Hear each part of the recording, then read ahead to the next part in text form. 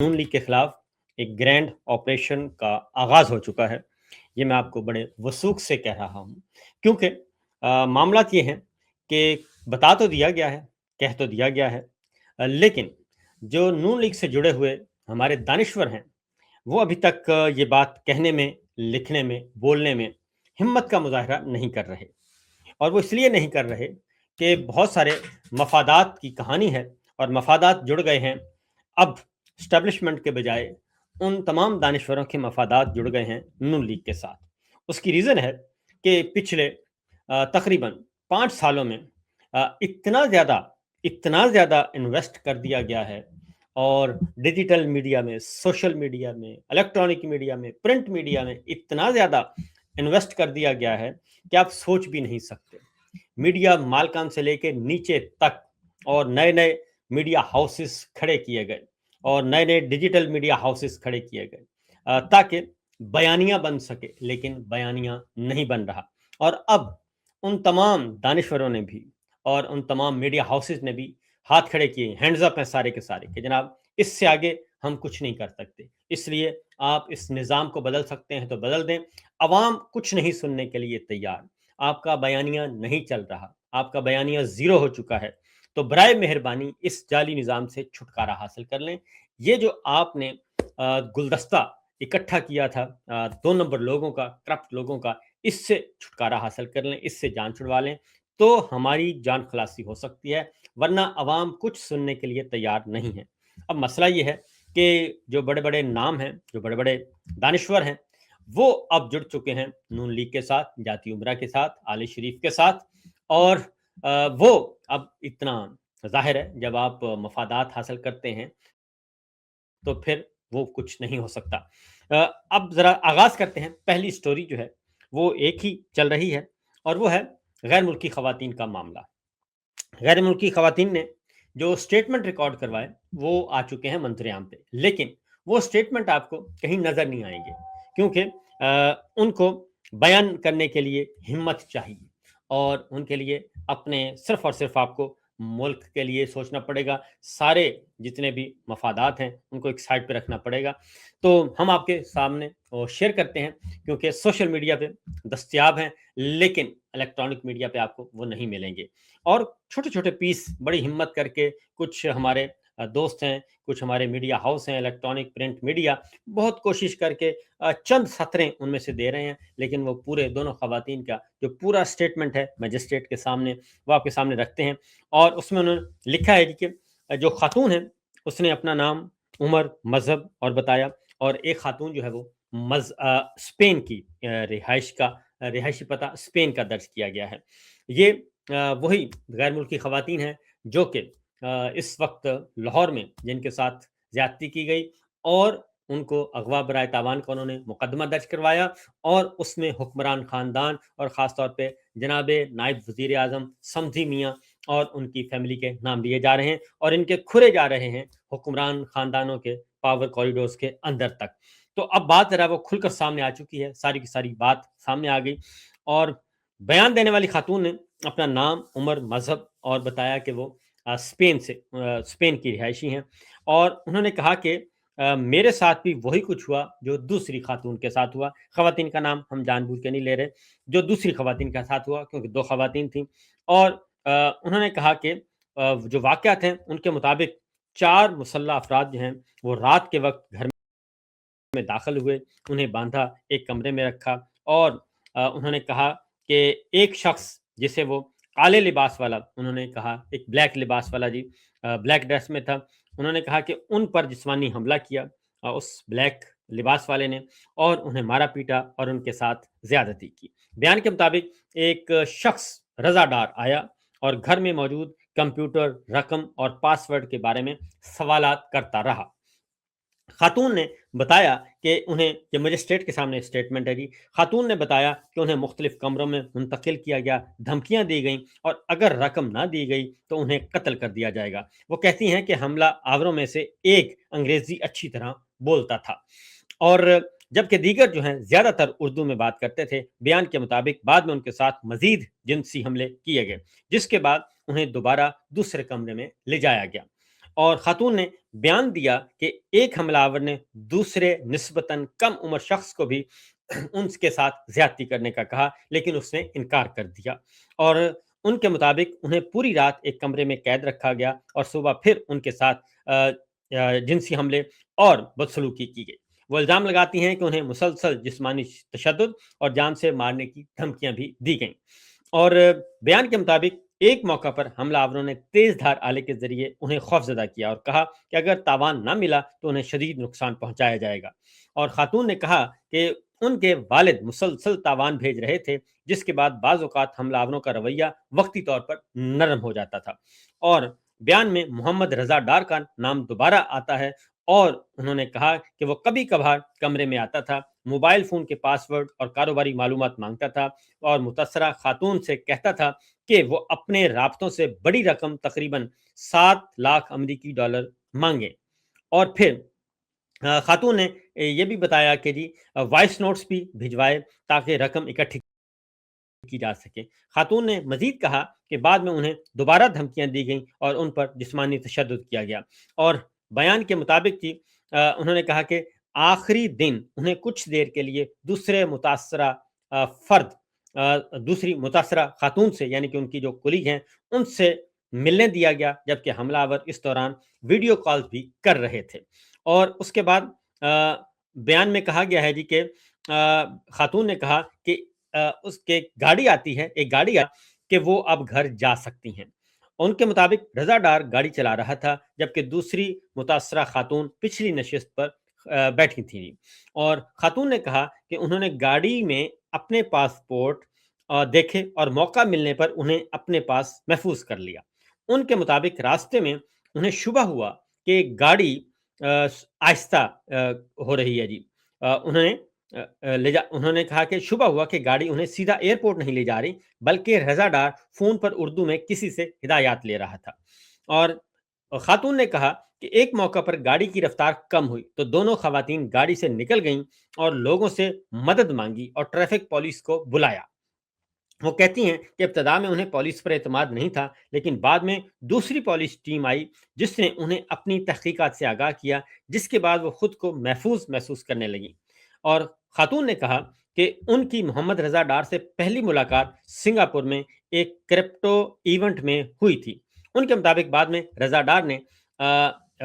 ڈار نے دوسری خاتون کے ساتھ کاروباری تعلقات قائم کیے اور ایک مرتبہ اسپین بھی آیا تھا۔ وہ مزید دعویٰ کرتی ہیں، انہوں نے مزید دعویٰ کیا خاتون نے کہ رضا ڈار خود کو وزیر اعلیٰ ڈار کا بیٹا بتاتا تھا۔ یہ امپورٹنٹ جملہ ہے جی کہ رضا ڈار جو ہے، اسحاق ڈار صاحب کے نواسے جو ہیں، وہ رضا ڈار خود کو وزیر اعلیٰ ڈار کا بیٹا بتاتا تھا، اور انہوں نے سوشل میڈیا اور واٹس ایپ پر ایسی تصاویر دیکھی جن سے انہیں لگا کہ اس کے باثر شخصیات سے تعلقات ہیں۔ آخر میں خاتون نے کہا کہ قید کے دوران انہیں کھانا، پانی اور باتھ روم استعمال کرنے کی اجازت تھی، لیکن حملہ آور ان سے مسلسل ان کے رابطوں سے رقم منگوانے کا مطالبہ کرتے رہے۔ یہ ہے ایک خاتون کا سٹیٹمنٹ، اور جس پہلی خاتون کا بار بار وہ حوالہ دے رہے ہیں، اس خاتون کا سٹیٹمنٹ کیا ہے جو کہ مین ہیں؟ تو خاتون نے جی اپنا نام، عمر، رہائش مجسٹریٹ کے سامنے بتائی، اور نیدرلینڈ کا انہوں نے، نارتھ ہالینڈ نیدرلینڈ کا انہوں نے اپنا کوائف بتائے جی کہ میں نیدرلینڈ سے ہوں، اور انہوں نے کہا کہ انہیں پاکستان محمد احمد رضا ڈار نامی شخص نے مدعو کیا تھا۔ یہ ہیں ڈار صاحب کے نواسے مبینہ طور پر۔ ان کے مطابق ان کی رضا ڈار سے ملاقات اکتوبر 2025 میں سنگاپور میں ہوئی تھی، اور ان کا کاروباری شراکت دار بن گیا تھا۔ وہ دعویٰ کرتی ہیں کہ، یعنی کہ خاتون نے مجسٹریٹ کے سامنے دعویٰ کیا کہ رضا ڈار خود کو وزیر اعلیٰ ڈار کا بیٹا بتاتا تھا، اور ان کے مطابق پاکستان آنے کے لیے ویزے کا انتظام بھی رضا ڈار نے کیا تھا، جبکہ سفر کا مقصد ان کی کمپنی کے لیے نئے سرمایہ کاروں سے ملاقات کرنا تھا، اور پہنچی اور رضا ڈار انہیں ایئرپورٹ سے لینے آیا، اور وہ اسلام آباد میریٹ ہوٹل میں قیام پذیر رہیں اور ہوٹل کا خرچ انہوں نے خود ادا کیا۔ اسی رات رضا ڈار انہیں اپنی سالگرہ کے ڈنر کے لیے ایک ریسٹورنٹ لے گیا، پھر واپس ہوٹل چھوڑ دیا۔ 27 جون کو رضا ڈار انہیں نتھیا گلی لے گیا، جہاں انہوں نے دوپہر کا کھانا کھایا، اور بعد میں اسلام آباد واپس آ گیا۔ 28 جون کو رضا ڈار انہیں مبینہ سرمایہ کاروں سے ایک ملاقات کے لیے لے گیا جہاں انہوں نے اپنی کمپنی کی پریزنٹیشن دی، اور اس کے بعد انہوں نے کہا کہ اس کے بعد وہ شاپنگ کے لیے گئے، پھر ایک ریسٹوران میں کھانا کھایا اور واپس ہوٹل آ گئے۔ 29 جون کو رضا ڈار انہیں اسلام آباد سے لاہور اپنی گاڑی میں لے گیا۔ بیان کے مطابق انہیں بتایا گیا کہ وہ اس کی خالہ کی سالگرہ میں جا رہے ہیں، اور وقت ہونے کی وجہ سے کم ہونے کی وجہ سے پہلے ایک کیفے میں رکے۔ اور اس کے ساتھ ہی انہوں نے کہا کہ اس خاتون نے بیان دیا کہ وہ ایک ایسے گھر پہنچے جہاں انہیں بتایا گیا تھا کہ رضا ڈار کی خالہ کی سالگرہ ہے، لیکن گھر میں کوئی مہمان موجود نہیں تھا۔ ان کے مطابق چند منٹ بعد، اب یہاں سے کہانی شروع ہوتی ہے کہ 4 مسلح افراد گھر میں داخل ہوئے اور انہیں اور دوسری خاتون کو باندھ دیا اور مارا پیٹا، اور وہ الزام لگاتی ہیں کہ خاتون نے مجسٹریٹ کے سامنے یہ الزام لگایا کہ ابتدا میں محمد احمد رضا ڈار نے بھی خود کو متاثرہ ظاہر کرنے کی کوشش کی، یعنی کہ میں بھی یرغمال بن گیا ہوں۔ یہ جو سٹوری آ رہی تھی پہلے، اب یہ آ گیا ہے باقاعدہ بیان۔ خاتون نے کہا کہ حملہ آوروں نے پہلے $2 لاکھ، پھر $7 لاکھ، اور اس کے بعد $1 ملین، اور پھر $1.5 ملین جو ہے، اور آخر میں $2 ملین کا مطالبہ کیا۔ اور خاتون نے مجسٹریٹ کو بتایا کہ انہیں دھمکی دی گئی کہ اگر رقم نہ دی گئی تو انہیں قتل کر دیا جائے گا اور جسم کے اعضاء فروخت کر دیے جائیں گے۔ خاتون نے کہا کہ ان کے تمام ذاتی سامان اور موبائل فون لے لیے گئے تھے، اور ان کے مطابق انہیں اپنے خاندان اور دوستوں کو وائس نوٹس بھیج کر رقم مانگنے پر مجبور کیا گیا۔ خاتون نے کہا میجسٹریٹ کو کہ انہوں نے پہلے سے طے شدہ ایک خفیہ لفظ رکھا ہوا تھا، ایک خفیہ کوڈ رکھا ہوا تھا، اور وہ کوڈ تھا کارلیٹوس۔ یہ انہوں نے کہا استعمال کیا، جسے سن کر ان کے اہل خانہ نے جو بیرون ملک تھے،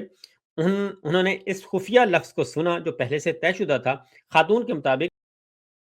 استعمال کیا، جسے سن کر ان کے اہل خانہ نے پولیس سے رابطہ کیا۔ وہ جو 15 کو کال چلی، وہ بیرون ملک سے ان کے والدین نے 15 کو کال کی، اور وہ کال چلی، رابطہ کر لیا۔ خاتون کے مطابق اغوا کے دوران انہیں کھانا اور پانی دیا جاتا تھا، مگر وہ مسلسل نگرانی میں رہتی تھی۔ وہ الزام خاتون نے کہا کہ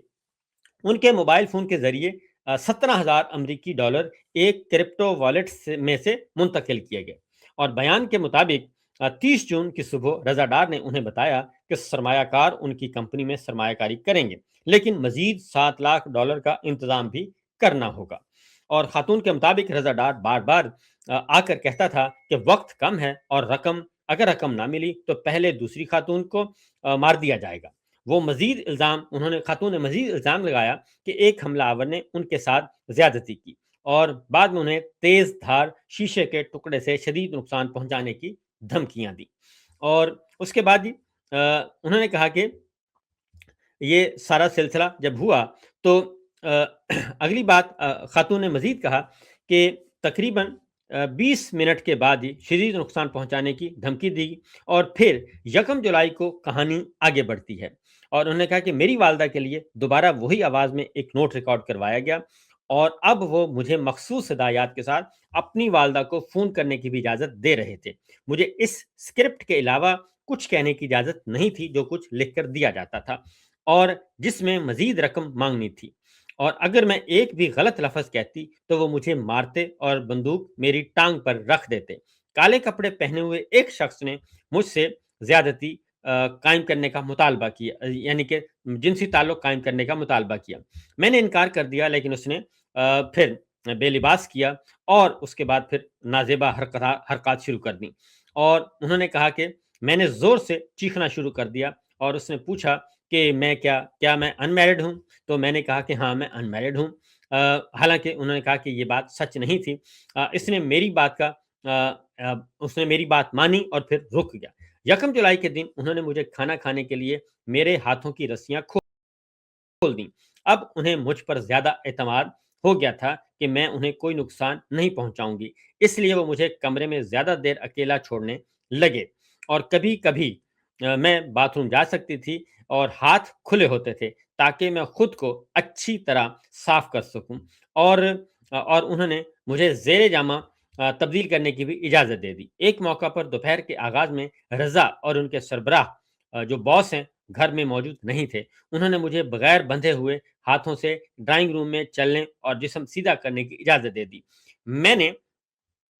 آسٹرڈ کو بھی سیڑھیوں سے نیچے آتے دیکھا، یعنی کہ دوسری خاتون کا نام لیا۔ دو مسلح افراد جو ہیں وہ دوسری میری کولیگ کے ساتھ میں اور ڈرائنگ روم اور بیڈ روم میں آزادانہ گھوم رہے تھے۔ اس وقت وہ کہہ رہے تھے کہ شام کو ہمیں آزاد کر دیا جائے گا۔ ہم رضا کے واپس آنے کا انتظار کرتے رہے، اور اس دوران کالے سوٹ والا شخص کبھی کبھی